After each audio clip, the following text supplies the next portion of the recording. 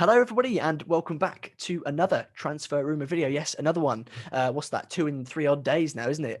Utterly bizarre. But we are approaching sort of transfer rumor season now, aren't we? So these videos will be coming thick and fast. If you haven't already, make sure you go and check out my video on Sam Bukema. I'm recording this video on Will Vaulks immediately after that video, so I'm not going to be able to have seen your comments. But I'm very interested to see how that transfer rumor goes down. It begs a bigger question as to sort of what Norwich City potentially will be looking to do in the upcoming summer transfer window. Will there be lessons learned from the lack of reinforcements in the 1920 season? Fingers crossed, yes. I think there definitely will be. But I'm very interested to see how that video goes down. But we're not here to talk about Sam Bukema. We're here to talk about Will Vaulks, a very, very interesting player, in my opinion. Again, this was an article from Connor Southwell in the Pink, and a very good article. The link will be left in the description box down below. So make sure, if you haven't, which you probably have, make sure you go and give it a read. Good stuff from Connor. As I always say in these videos, you'll see some text pop up just so the video is a little bit easier to follow. But as ever, we're going to go through what we know about Will Vaulks, starting with the fact that he is 27 years old. Also, I've just noticed that if you see me looking down, that's just me looking at my notes. But he's 27 years old, born on the 13th of September 1993. He's 5'10". He's Welsh, and he's currently a central defensive midfielder for Mick McCarthy's Cardiff City. Now, in terms of a bit more experience, really, I suppose you can add to that, is he's played for Rotherham. He got promoted with them in their playoff season, played for them in the Championship last season. Or a couple of seasons ago, sorry. I'm pretty sure they got relegated in that one. I think that was the one where we won the league, actually, to be honest with you.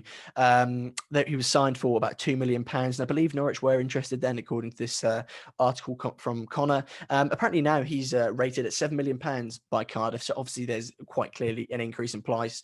So he's obviously improved as a player, hasn't he? And he's made 6 appearances for Wales. Now, a very interesting thing here in front of me is that across his career, he's played in sort of defensive midfield, centre back, and right back. Now, he's played in a couple of other positions, but I think he's played about 80 games in central midfield. He's played 70 in right back, a few in centre back as well. So it's, again, very interesting. I mentioned this sort of idea of versatility in terms of players in the Sam Bukema video, but Will Vaulks has experience in these other positions, and I know Daniel Farker will really love that. He loves utility players. Look at Jakob Sorensen as the perfect example of a utility player, although that sort of came from nowhere. He'd never actually played in left back, has he? Had he? But he loves a utility player, doesn't he? Absolutely loves them. So again, it's a very interesting thing. And for me, that makes it seem like more of a Daniel Farker signing, someone who's not German, that is. This is more of a British Daniel Farker signing, utility man. I can't remember. I think it was Ollie Skip I made a video about just before he signed, and I just kept saying the term utility man. Ollie Skip, what a player, by the way. But another interesting thing as well is that he's played 36 times this season, and he has been a key part of sort of Cardiff's resurgence up the table. Obviously, they struggled a bit with Neil Harris. Neil Harris, I don't know if he left or got sacked, but he left the club. And Mick McCarthy, since joining, has been doing incredibly well. In 15 odd games, I believe it's 8 wins, 5 draws, and a loss, which is incredibly well. And a very interesting thing. Now, I keep saying this about all the points. All the points are very interesting. But according to SofaScore, a great website when it comes to these stats, by the way, if you want to look them up yourselves, he's averaged a 7 over the entire season, which is, for me, really, really impressive. When a player is just sort of tinkering above that 6.8 mark consistently as well, that's something that is incredibly impressive. And again, I've made a key point here. I don't know why I've written this twice on my notes, but he has been a key part of sort of Mick McCarthy's football at Cardiff.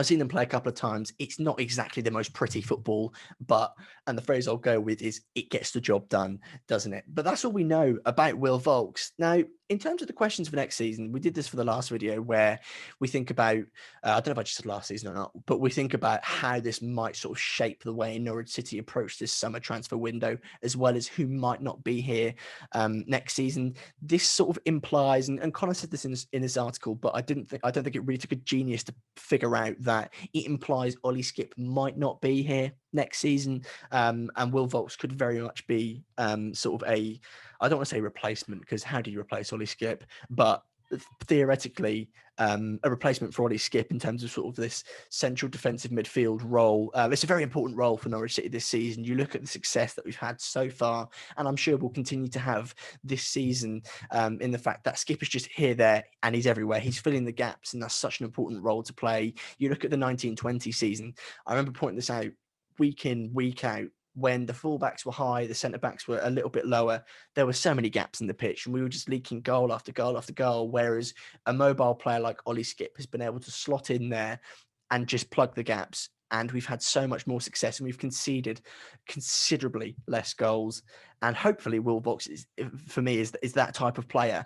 Norwich City absolutely need it. Now, it is kind of annoying because, as I said, it implies that Ollie Skip won't be here next season. Now, I don't want to make this video about Ollie Skip specifically, but it's hard not to talk about him when you're referencing a player who potentially could be replacing him. But I do think Ollie Skip should join on loan next season. I'm obviously going to say that as a Norwich City fan, aren't I? But I think if Morinho's at Spurs next season, which I think he will be, he shouldn't be because he's finished at Spurs anyway. They're a very interesting club, but he would develop so much better at Norwich City, playing week in, week out, not having to compete with the likes of like Ndombele, who they're different Premier League, or they're different players altogether. They're different styles of players altogether, but they play in that central midfield role in the Mourinho system, don't they? And Højbjerg as well. He's not going to dispossess Højbjerg of his position, is he? Just because Spurs have spent money on him, so they're going to have to play him, aren't they? And he's been pretty decent. So in my very humble opinion, Skip should come back and play week in, week out in the Premier League next season, because that would be the case. That's how good Ollie Skip is. But it's very interesting to sort of see how that goes down. Now, the other question that I've got before we wrap the video up, and I sort of put a few questions to you, is how are we feeling about Will Vaulks potentially making the step up from sort of League One a few years ago to potentially the Premier League and potentially an important role? I'm not too sure what his role would be at the club. I'm imagining if Norwich were to spend £7 million on him, then he would expect to play every week. But we know that's not the case with Daniel Farke. He'll play a player if they deserve to play. But I said this in the let me get his name in front of me quickly, the Sam Bukema video as well, this idea of players coming up through the ranks of not just English football, but through sort of lower divisions up into the Premier League. Ben Godfrey is the last example again, and I can only use him again, to be honest with you. Playing League Two football with Shrewsbury, 2 years? Not 3 years, must be about 2 years before then playing in the Premier League. Not just playing in the Premier League, but playing in the Premier League very, very well. Obviously, he's doing brilliantly at Everton, which is a Norwich City fan. It's just really lovely to see, and I'm very happy for him. But this idea of Vaulks a few seasons ago playing for Rotherham in League One and potentially playing in the Premier League next season for Norwich City could be very, very interesting. Again, he's got that experience with Wales. You know, international football always offers a little bit something different for players, not for fans. International football beyond tournaments is very boring.